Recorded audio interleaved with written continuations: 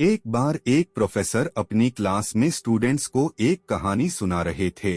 तो वो कहानी इस तरह की थी कि एक समुद्र में बड़ा जहाज जा रहा था और बहुत सारी यात्री उस पर सवार भी थे। अचानक से एक एक्सीडेंट होता, एक दुर्घटना होती है और जहाज खराब हो जाता है। जहाज का कैप्टन ये अनाउंस करता है कि सारे यात्रियों को फटाफट से ये जहाज खाली करना होगा क्योंकि यह डूबने वाला है।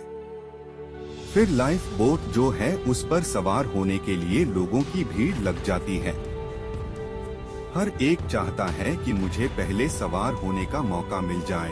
लगभग सारे यात्री सेफली किनारे तक पहुंच भी जाते हैं। रेस्क्यू टीम्स भी आती है, लेकिन एक आखिरी वक्त आता है जब जहाज बस डूबने वाला होता है। सिर्फ एक ही लाइफ बोट बची होती है, लेकिन जहाज पर दो लोग थे। एक शादीशुदा जोड़ा था जो जहाज पर ही रह गया था। उन दोनों में से जो पति होता है वह अपनी बीवी को जोर से धक्का देता है जहाज की तरफ और खुद कूदकर लाइफ बोट पर बैठ जाता है और किनारे की तरफ जब जा रहा होता है, जब जहाज डूब रहा होता है जिस पर वह पत्नी खड़ी होती है, वह चिल्लाती और कहती है अपने पति से कुछ। तो प्रोफेसर ने अपनी कहानी बीच में रोक करके बच्चों से पूछा कि क्या लगता है, क्या कहा होगा। मोस्टली ने जवाब दिया कि सर उसकी पत्नी ने कहा होगा आई हेट यू, मैं तुमसे नफरत करती हूँ। मैंने इतना प्यार किया लेकिन तुमने धोखा दिया, ये सब कहा होगा सर। हो सकता है कहा हो कि तुम बड़े सेल्फिश हो, मतलबी निकले हुए हो। एक बच्चा चुपचाप होकर बैठा था तो उसको प्रोफेसर ने पूछा कि आप बताओ क्या कहा होगा उस पत्नी ने अपने पति को। उस बच्चे ने कहा कि हो सकता है पत्नी ने अपने पति से कहा हो कि हमारी बच्चों का ख्याल रखना। प्रोफेसर चौंक गए और कहा सही जवाब है, लेकिन तुम्हें कैसे पता, तुमने कहानी सुन रखी थी क्या। लड़के ने कहा नहीं सर, मैंने कहानी नहीं सुनी रखी थी।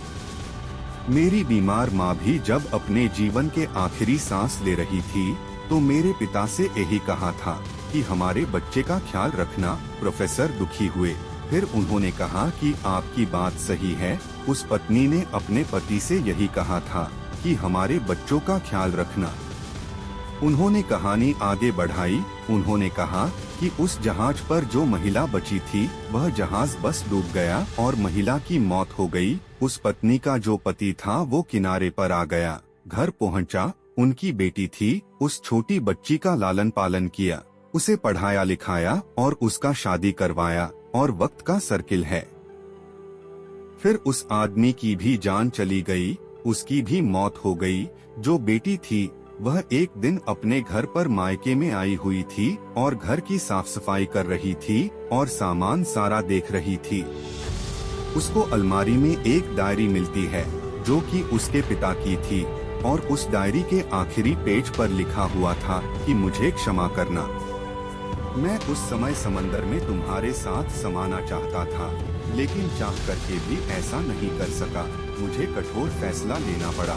हमारी संतान को पालना पोषण जरूरी था, इसलिए मैंने तुम्हें वहीं छोड़कर के खुद की जान बचाना मुनासिब समझा।